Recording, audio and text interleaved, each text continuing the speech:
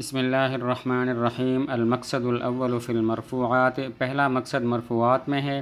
الاسماء المرفوعات ثمانیۃ اقسام، اسماء مرفوعہ 8 اقسام ہیں۔ الفاعل، فاعل اور وہ مفعول کہ جس کے فاعل کو ذکر نہ کیا گیا ہو، مبتدا اور خبر، اور ان اور اس کے نظائر کی خبر، و اسم کان و اخواتہا، اور کانا اور اس کے نظائر کا اسم، و اسم ما ولا اور ان ما اور لا کا اسم، المشبہتین بلیسا جو لیسا کے مشابہ ہیں، و خبر للتی لنفی الجنس اور اس لا کی خبر کہ جو جنس کی نفی کے لیے ہو۔ مرفوعات 8 ہیں جن کی تفصیل یہی ہے کہ فاعل، نائب فاعل، مبتدا، خبر انا اور اس کے نظائر کی خبر، کانا اور اس کے نظائر کا اسم، ما ولا مشابہ بلیسا کا اسم، اور لا نفی جنس کی خبر۔ فصل، الفاعل کل اسم، فاعل ہر وہ اسم ہے، قبلہ فعل او صفت جس سے پہلے فعل یا صفت ہو، اسند الیہ جو اس اسم کی طرف مسند ہو، علی معنی بئی معنی انہ قام بہ کہ وہ اس اسم کے ساتھ قائم ہے، لا وقع علیہ نہ کہ اس پر واقع ہے، جیسے قام زید کھڑا ہوا زید، و زید ضارب ابوہ عمرا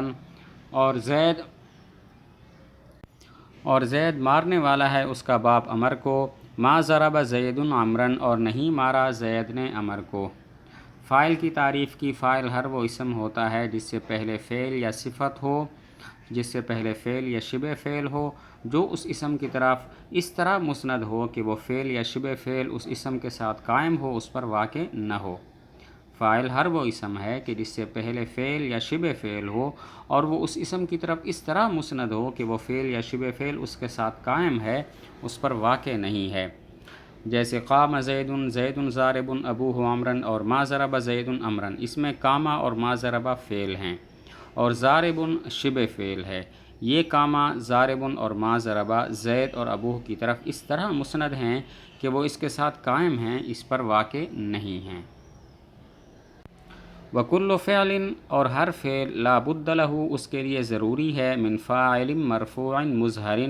فاعل مرفوع ظاہر، کذہب زید جیسے زید چلا گیا، او مضمر بارز یا ضمیر بارز، کضربت زیدا جیسا کہ میں نے مارا زید کو، او مستتر یا پوشیدہ ضمیر، کزید ذہب جیسا کہ زید چلا گیا۔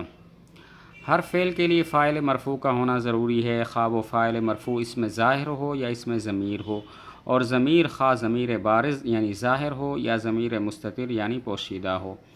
فاعل اس میں ظاہر ہو جیسے ذہب زید میں ذہب فاعل ہے، فاعل ضمیر بارز ہو جیسے ضربت زیدا میں تو ضمیر بارز فاعل ہے، ضمیر مستتر فاعل ہو جیسے زید ذہب میں ہوا ضمیر، ذہب میں ہوا ضمیر مستتر اس کا فاعل ہے۔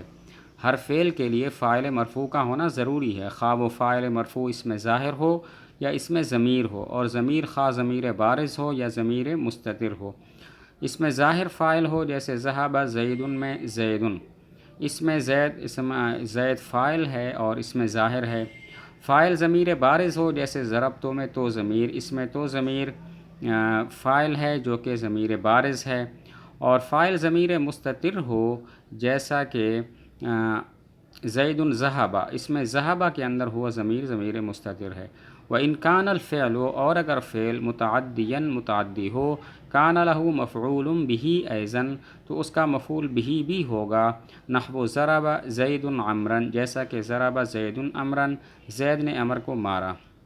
اگر فعل لازم ہو تو اس کا تو صرف فاعل ہوتا ہے، لیکن اگر فعل متعدی ہو تو فاعل کے ساتھ ساتھ اس کا مفعول به بھی ہوتا ہے، جیسے ضرب زید عمرا، اس میں ضرب فعل متعدی ہے، زید اس کا فاعل ہے اور عمرا مفعول به ہے۔ اگر فعل لازمی ہو تب تو صرف اس کا فاعل ہوتا ہے، لیکن اگر فعل متعدی ہو تو فاعل کے ساتھ ساتھ اس کا مفعول به بھی ہوتا ہے، جیسے ضرب زید عمرا، اس میں ضرب فعل ہے،